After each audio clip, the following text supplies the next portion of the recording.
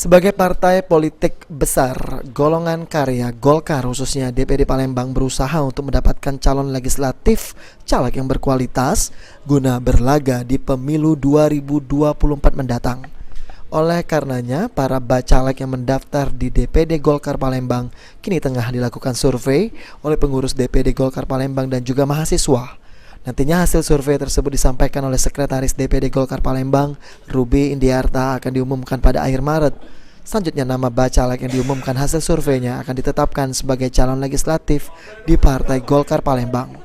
Kami ada kerjasama dengan kawan-kawan dari mahasiswa melakukan survei setiap bacalek yang sudah mendaftarkan diri di Partai Golkar Kota Palembang. Kemungkinan di akhir Maret nanti akan keluar hasil survei.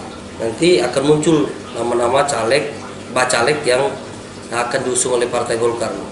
Nah, proses inilah nanti tim 9 yang akan menentukan siapa-siapa saja nanti yang akan dicalonkan oleh Partai Golkar, termasuk nama-nama siapa saja dan keunggulan-keunggulan mereka, sehingga mereka bisa dipilih oleh masyarakat Kota Palembang.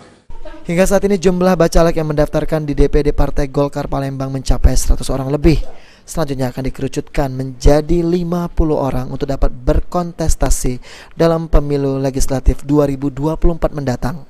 Firman Hidayat, PAL TV.